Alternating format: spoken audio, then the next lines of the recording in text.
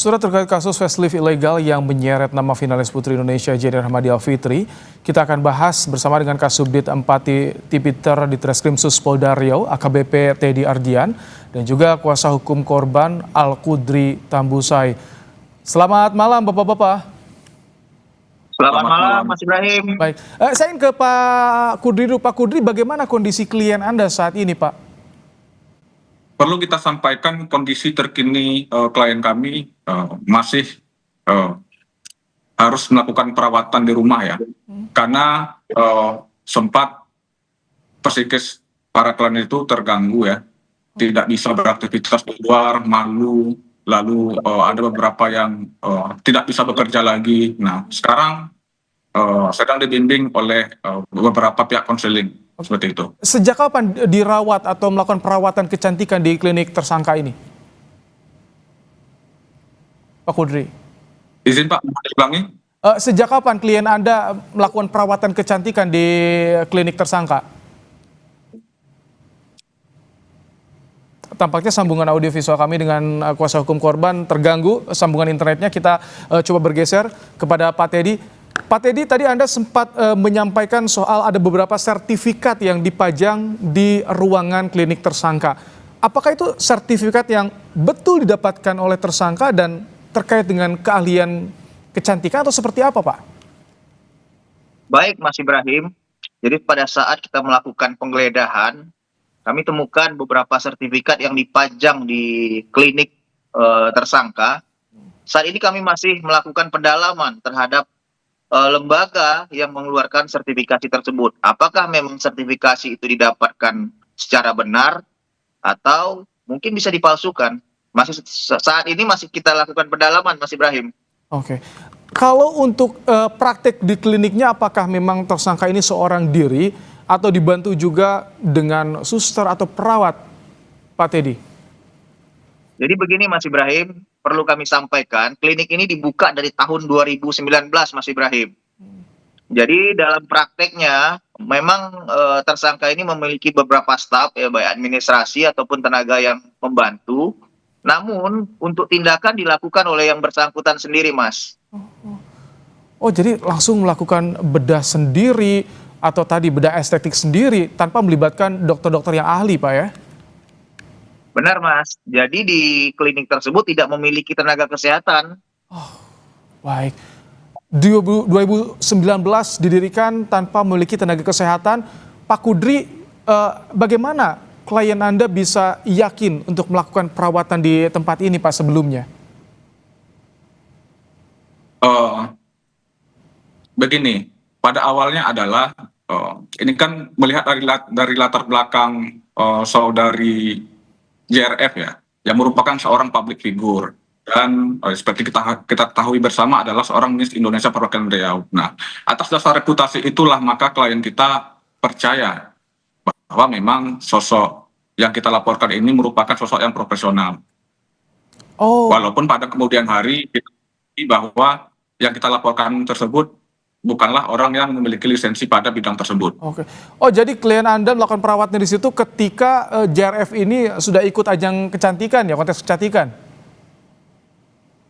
Sudah dikenal mengikuti ajang kecantikan tersebut. Oh oke. Sejak tahun berapa klien Anda dirawat di klinik ini, melakukan perawatan di klinik ini? Adapun tindakan ini dilakukan ketika klien kita di tahun 2024.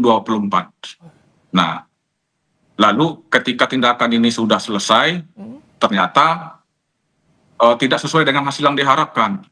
Nah, terlebih lagi ketika dilihat dari after and before-nya, ini sangat jomplang ya. Maka dari situlah kita menaruh kecurigaan bahwa memang yang bersangkutan merupakan bukan orang ahlinya di bidang tenaga medis tersebut. Oh baik, jadi artinya sudah beberapa kali melakukan treatment ya Pak, karena di awal di tahun 2024 namun hasil di 2025 tidak sesuai dengan yang dijanjikan, malah cedera atau infeksi wajahnya. Pak Teddy, hingga saat ini Pak, dari 2019 buka klinik, sudah ada berapa korban yang melapor ke polisi Pak? Saat ini laporan yang kami terima secara resmi di Polda Riau itu ada 3 laporan Mas. Namun nanti tentunya kami akan berkoordinasi atau dengan lawyer, karena kemarin kami dapat informasi ada beberapa korban yang memang sudah teridentifikasi, Mas. Sudah ada 3 laporan. Ini kan tersangka tampaknya sudah diperiksa oleh polisi, Pak, oleh penyidik sudah dimintai keterangan. Apa dalihnya? Apa alasan tersangka berani buka klinik kecantikan tanpa memiliki keahlian? Benar, Mas. Tadi seperti yang disampaikan oleh penasihat hukum korban, berbekal beliau yang sebagai public figure, tentunya ini memudahkan yang bersangkutan untuk mencari para korban, para korban dengan menawarkan harga tindakan yang begitu murah, Mas.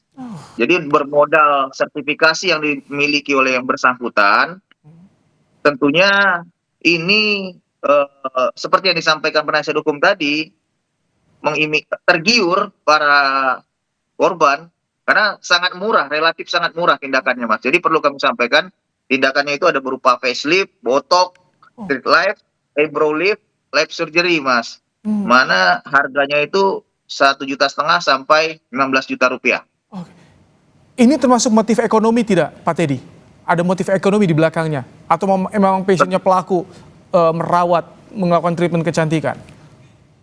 Benar, Mas. Ini masuk motif ekonomi ya, tentunya untuk mendapatkan keuntungan. Karena memang kami juga sudah berkoordinasi dengan Dinas Kesehatan Kota Pekanbaru.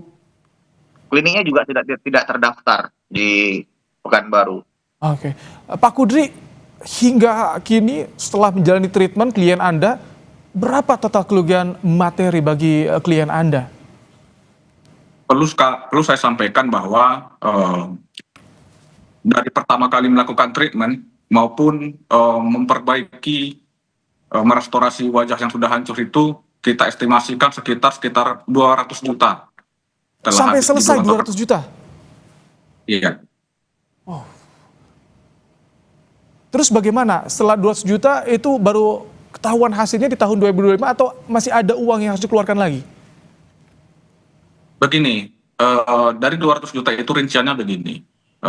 Klien kita melakukan treatment di klinik tersebut menghabiskan sekitar lebih kurang 20 juta. Nah, namun akibat dari tindakan treatment yang dilakukan secara bermasalah tersebut, maka efeknya adalah klien kita mengalami infeksi yang sangat parah ya di bagian wajah maupun di bagian lain dan menyebabkan cacat permanen. Nah, berangkat dari infeksi tersebut, maka klien kita melakukan pemulihan di beberapa rumah sakit ternama yang ada di kota Batam. Nah, hasil dari pemulihan tersebut, disitulah muncul rincian sekitar 200 juta tersebut.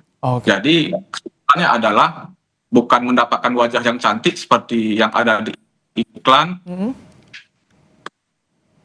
Oke. Namun malah mendapatkan infeksi tadi seperti yang Anda jelaskan ya Pak Kudri. Pak Teddy, jadi sejauh ini apakah ada database-nya berapa korban yang sudah dirawat atau mendapatkan treatment dari pelaku ini, Pak? Baik, Mas Ibrahim. Jadi memang saat ini kami masih berproses penyidikan. Kemarin kami juga sudah melakukan penggeledahan. Tentunya dokumen-dokumen yang kami minta ini nanti akan kami klarifikasi kepada pasien yang ada di klinik tersebut, Mas. Oke. Baik, ini publik juga menunggu bagaimana kelanjutan kasus ini, Pak Teddy. Tapi terima kasih untuk informasinya, penanganan penyidikannya hingga saat ini. AKBP Teddy Ardian, Kasubdit 4 Tipiter Reskrimsus Polda Riau, dan juga Pak Al-Kudri Tambusai, tadi kuasa hukum korban yang sudah bergabung. Terima kasih, kita menantikan nanti bagaimana kelanjutan kasus ini. Baik, terima kasih, Mas.